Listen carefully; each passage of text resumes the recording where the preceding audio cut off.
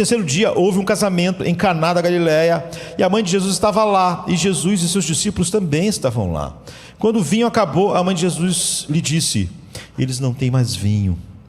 E no versículo 6 diz: por perto havia 6 potes de pedra para água, do tipo usado pelos judeus para as purificações cerimoniais, cada um com capacidade de 20 a 30 galões. Jesus disse aos serventes: encham os potes com água.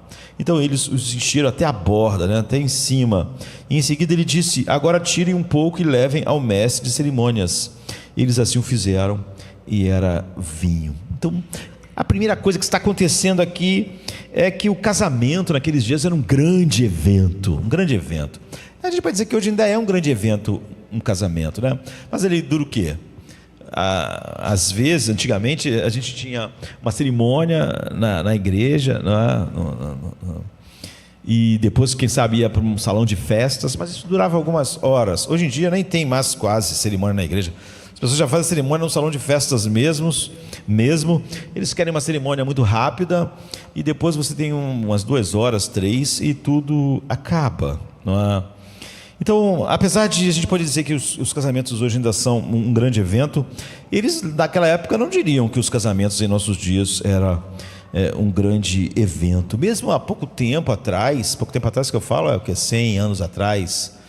É porque eu não acho 100 anos atrás muito tempo, né? 1924, 100 anos atrás, ou 1900. Eu mesmo nasci em 1969, então eu não posso achar que o século passado é tanto tempo atrás assim, né? Às vezes eu estava vendo uma festa, um casamento no leste europeu, e a festa lá não era de pessoas ricas no filme, né? Mas a festa durou 4 dias na vila. A vila inteira envolvida, e 4 dias. Isso pra gente é uma coisa que é inimaginável. Uma festa de 4 dias que envolva não só algumas pessoas mais próximas. Às vezes tem casamento que hoje em dia está cada vez mais intimista. Às vezes tem poucas pessoas, mas a vila toda, todo mundo que morava naquela localidade. Então o casamento era um grande evento naquela época. E lá, na época, Jesus durava mais de 4 dias. Mas você vê que há 100 e poucos anos atrás ainda tinha essa... E não era uma coisa tão apenas...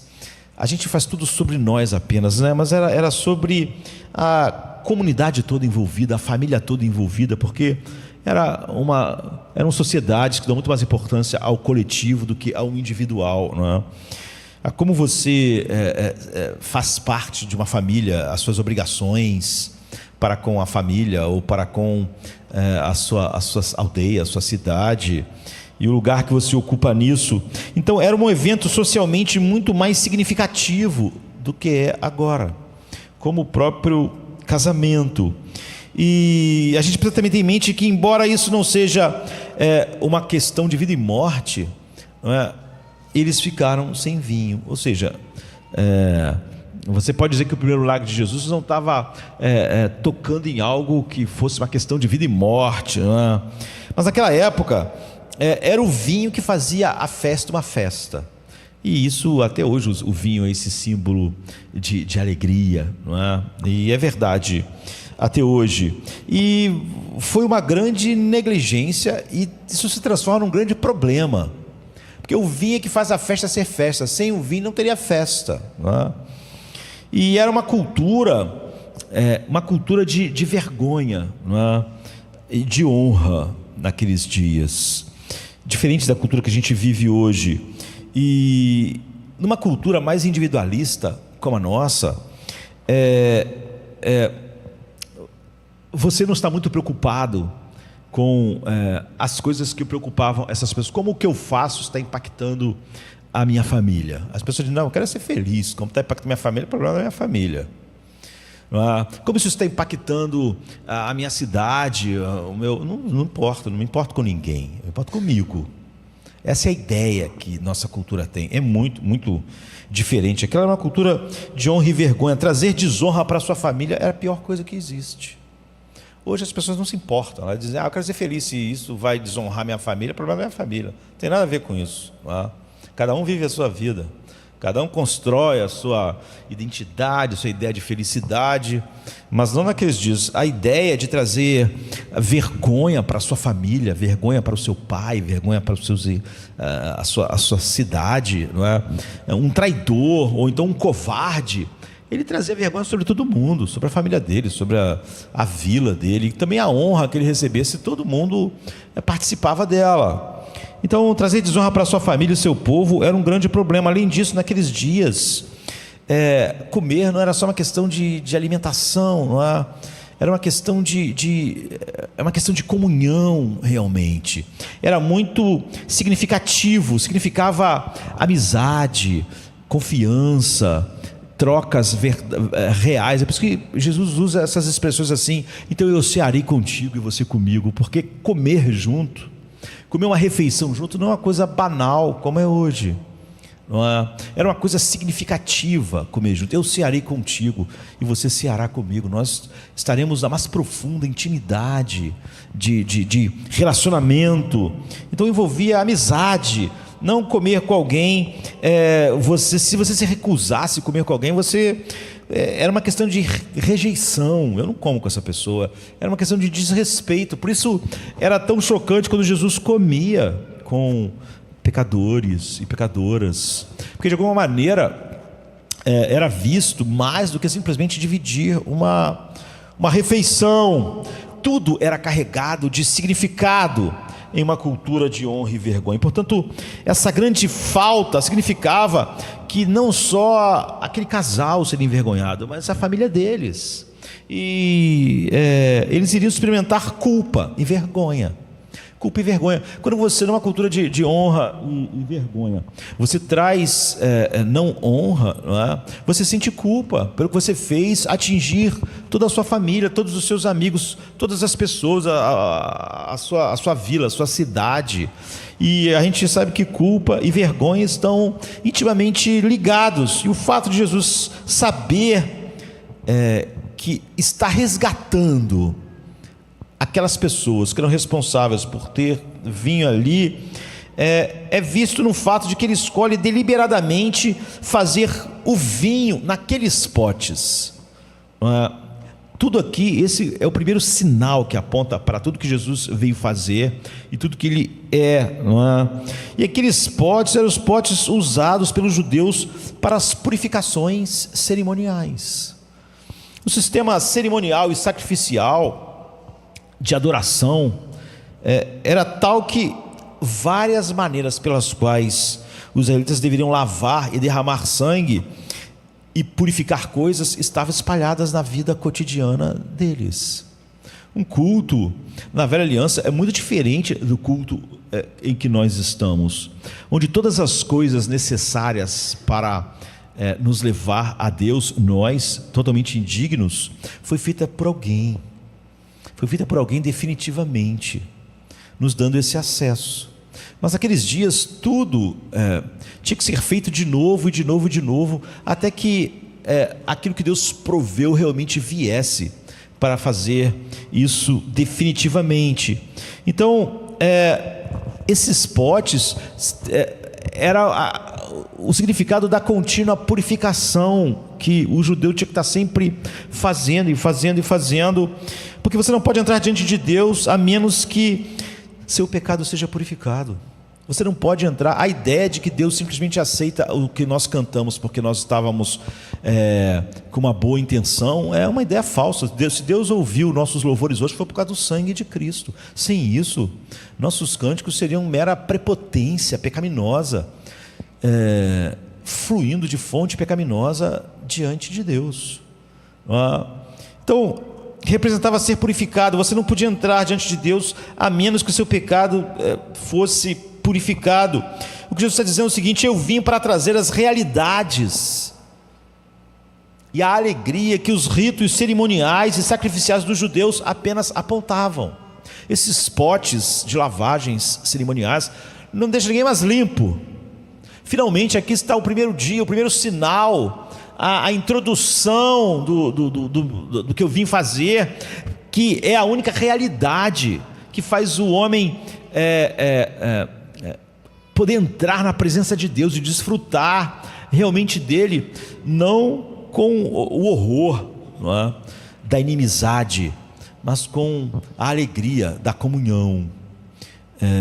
Como eu disse, o Evangelho é o que adoça e enche nossas vidas cada vez mais da beleza de Deus, que nos leva à verdadeira santificação.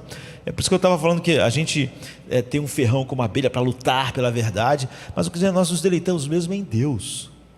Haverá um dia que não precisaremos mais lutar pela verdade, porque não estaremos mais num mundo em que a verdade de Deus é continuamente atacada, ou não estaremos numa igreja, ou na igreja onde tantos erros penetram. Haverá um dia que tudo isso vai acabar, nós vamos baixar nossas armas, não é? E vamos poder fazer o que já amamos fazer agora, que é desfrutar de tudo que Deus é em Cristo para nós, do Evangelho, para sempre. Ou seja, seremos abelhas sem ferrão, produzindo apenas mel.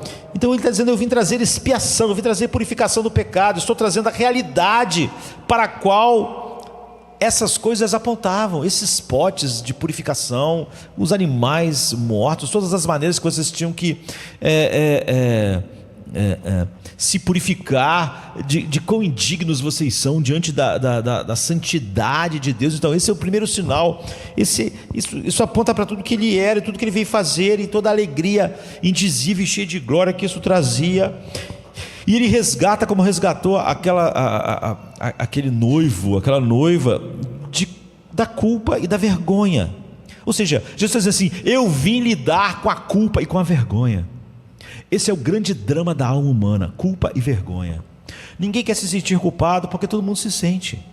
E todos lutam com a vergonha, porque no fundo todos têm isso. E não há nada, as pessoas podem gostar ou não, isso não importa, não há nada no humanismo secular que finalmente lida com a nossa vergonha, com a nossa culpa. Todos os dramas da alma estão aí e vão continuar aí. Exatamente nesse lugar, Jesus disse: eu resgato da culpa e da vergonha. Ele veio para lidar com a culpa e da vergonha. O primeiro milagre dele lida com a culpa e da vergonha, e mostra para que aqueles símbolos de purificação apontavam. E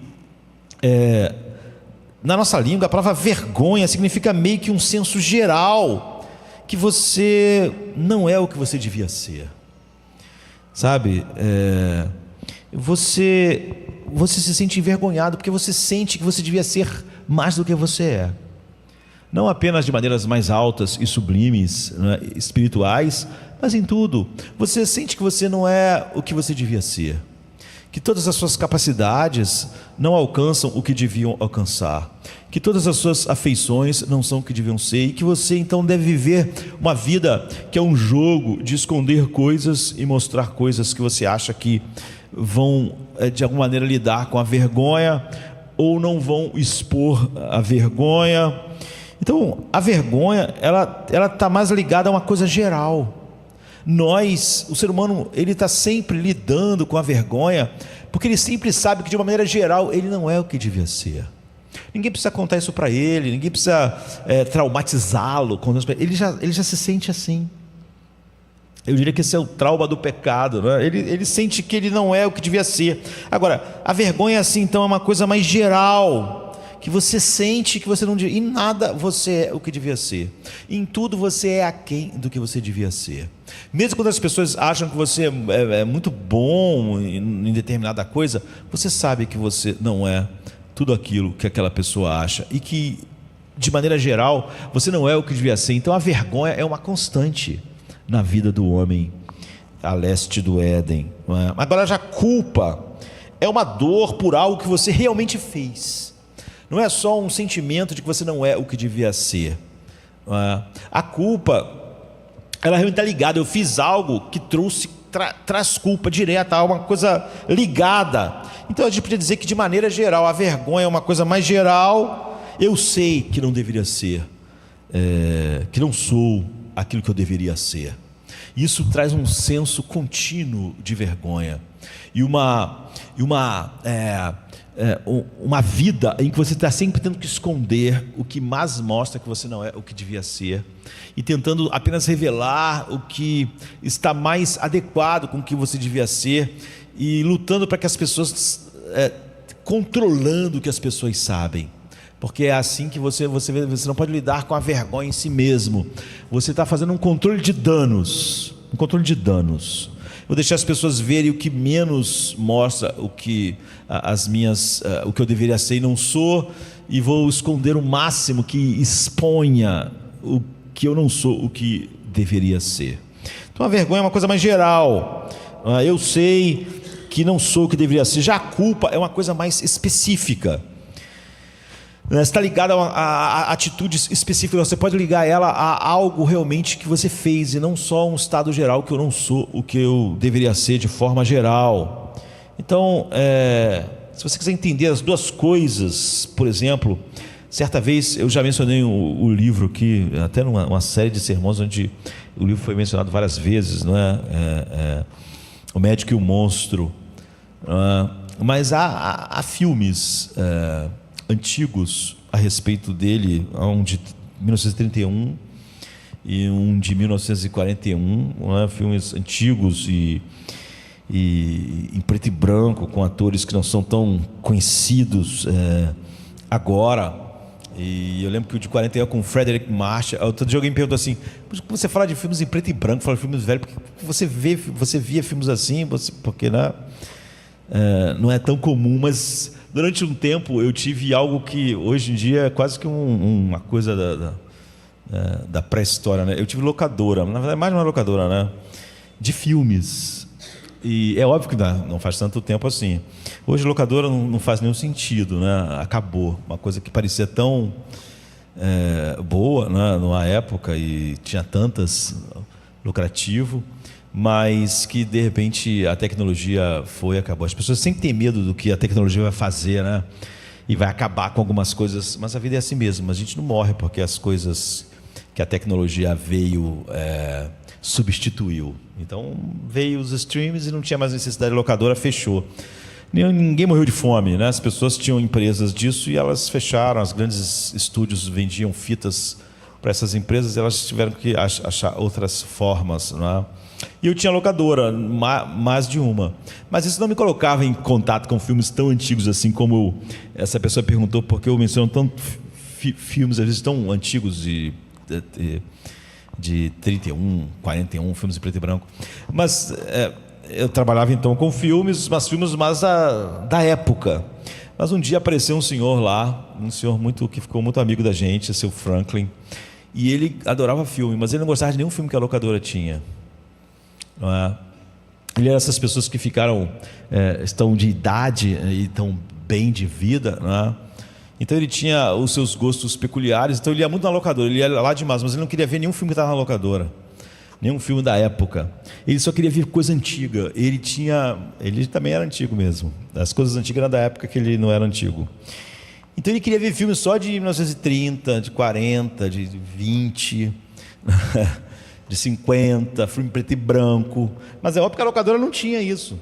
Mas ele tinha uma lista de coisas que ele queria um monte de filme, não tinha. E eu achava engraçado o seu Franklin, né? Ele foi ótimo lá para a locadora, porque ele era uma pessoa que ele queria ver filmes que ninguém tinha e só colecionador tem. E ele fazia uma coisa que eu achava muito estranha. Ele descobria os filmes, descobriu os colecionadores que vendiam esses filmes em preto e branco, nesses filmes antigos. Aí ele ia lá na locadora e falava assim: olha, aqui está o cara, aqui está os filmes que eu quero, vai lá e compra esses filmes que eu quero esses filmes. E eu achava engraçado, porque ele já tinha feito tudo, o trabalho todo, era só ele mesmo fazer. Mas de alguma maneira ele queria que eu comprasse os filmes, visse os filmes, visse se estava tudo certo, para depois o filme para ele. Então eu virei um atravessador que ganhava com o que eu fazia, não é? Mas na verdade eu tinha muito trabalho, porque ele conseguia tudo, conseguia o colecionador, os nomes, o tipo de filme que ele queria, os atores.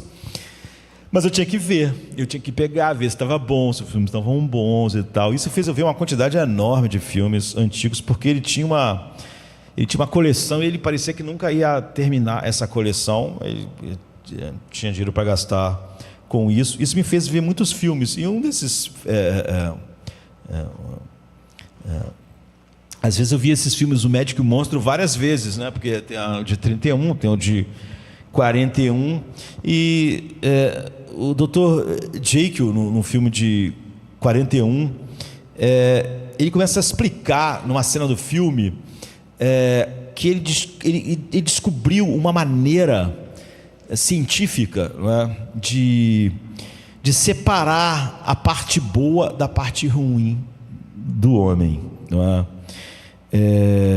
E ele disse que encontrou, há uma cena em que Space Trance ele está num jantar, né, e está explicando o Dr. Jekyll que está trabalhando em um tipo de ciência que vai permitir que finalmente o ser humano separe o bem e o mal nele, né, que é exatamente a história do livro, aqui do filme, né? E os convidados lá na mesa ficam todos chocados, né? Porque, veja bem, eles falavam, olha, você não está sendo um pouco presunçoso em supor que há mal em todos nós? Que todos nós temos mal para ser separado do bem? E o Dr. Jekyll, ele fica meio irritado, ele diz, olha, todos nós aqui seríamos hipócritas se não admitíssemos, todos tivemos pensamentos que não gostaríamos que ninguém mais no mundo soubesse. Nossos desejos nem sempre são adequados para uma sala de estar ou um momento de jantar como esse. Nós, que falamos que somos cristãos, não devíamos encarar isso, ele diz. E todos ficam ali, né, num círculo de alta sociedade, ficam meio desconfortáveis. E esse é o argumento poderoso dele. Ele diz, não seria um pesadelo, não seria o nosso maior pesadelo se todos os pensamentos de vocês fossem publicados amanhã na internet, estivessem em todos os jornais, tudo que você pensou no último ano, para que todos os seres humanos vissem o que você pensou. Não seria o maior, você não diria que era uma invasão de privacidade, você não ficaria desesperado com a ideia de que tudo que você pensou vai ser mostrado a todas as pessoas? Se fosse uma espécie de mão, né, de Belsazar, escrevendo na parede todos os seus pensamentos que você teve no último mês, no último ano, e aparecessem, ou se tornassem audíveis. De repente, se você descobrisse que tudo que você pensa é audível, você ficaria louco, não é? Você ia querer ficar num lugar sozinho. Se você descobrisse que por ele está dizendo, algum defeito, os teus pensamentos agora são como fala, todo mundo que está perto pode ouvir o que você pensa, você já não ia querer ficar perto de ninguém, porque as pessoas iam poder ouvir o tempo todo os seus pensamentos, e ninguém poderia, ele diz, viver com isso, ninguém poderia viver com essa situação, e todos ficam meio quietos enquanto ele vai dizendo isso. E ele diz assim, não há ninguém aqui que poderia viver mesmo algumas horas com todos os seus pensamentos, todos os pensamentos do seu coração e mente sendo publicados de repente para todo mundo ver. Por quê? Ele diz, porque todos temos vergonha do que somos. Todos temos que lidar com isso o tempo todo. Porque nós sabemos que não somos o que deveríamos ser. Sabemos que todos os nossos sentimentos não são os sentimentos que deveriam haver. Sabemos, todos vivemos, ele diz, num grau de vergonha. Ou então nós não teríamos nenhum problema em todos os nossos pensamentos serem publicados, em todas as pessoas saberem tudo que nós pensamos. O problema com essa ideia, esse experimento mental, se fosse possível, ele diz, deixaria todos nós no maior desespero possível. Então, por exemplo, se você isso é a vergonha, você vê, a vergonha é uma coisa geral.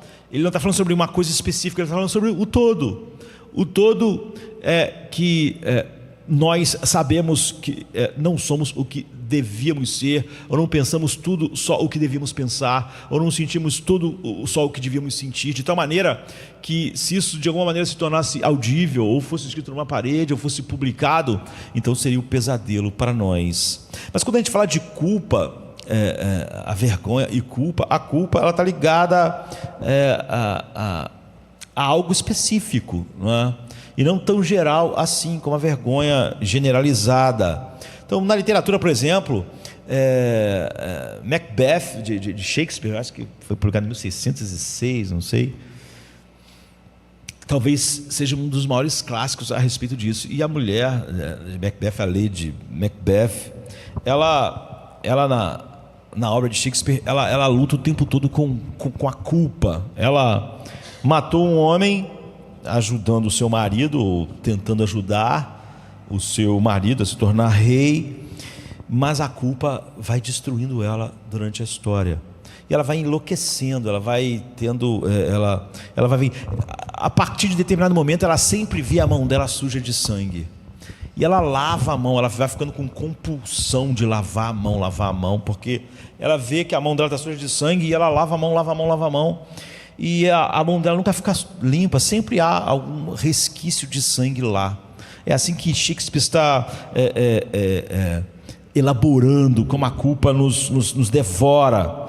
E há um famoso delírio, ela diz assim: fora, maldita mancha.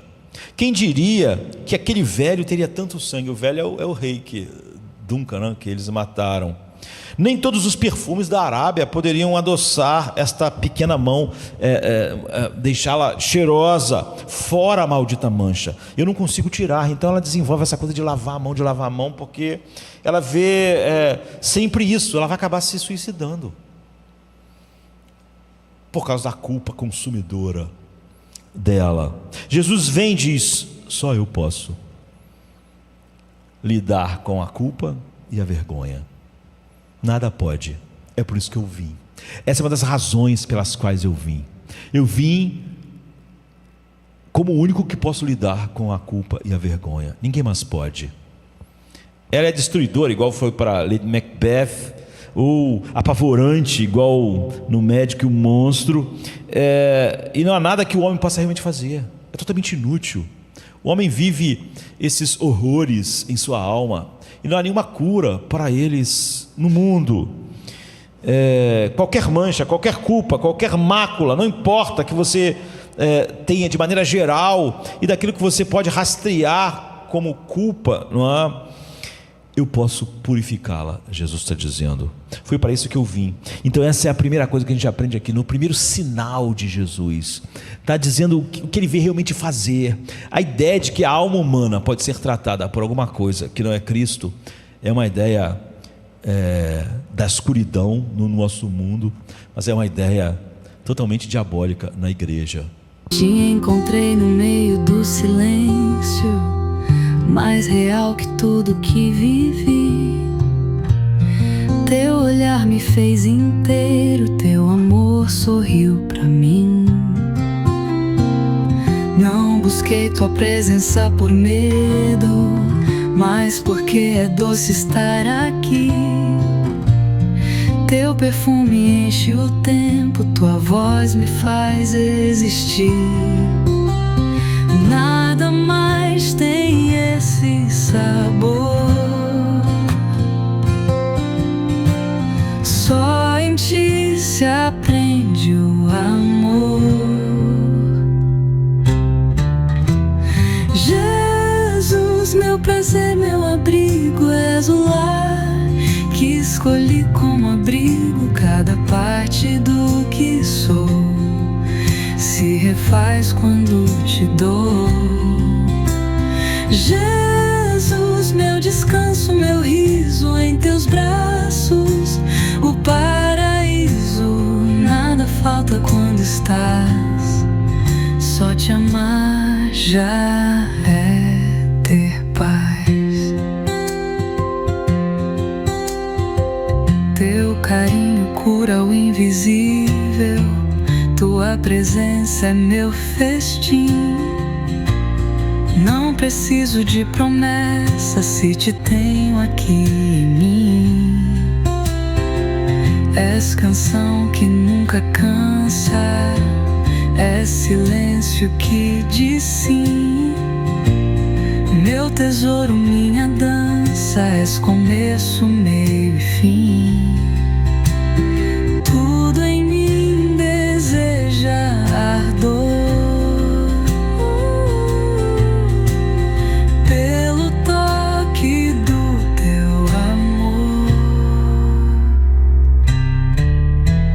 Jesus, meu prazer, meu abrigo, és o lar que escolhi com abrigo.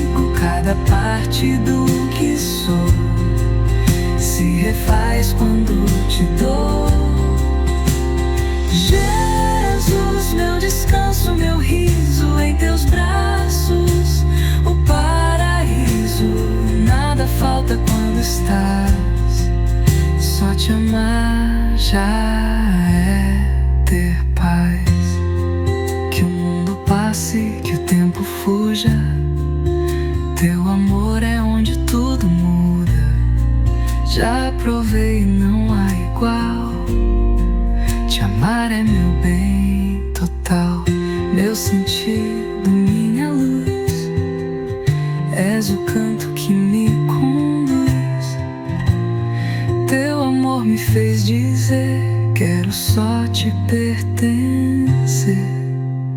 Jesus, meu prazer, meu abrigo, és o lar que escolhi com abrigo. Cada parte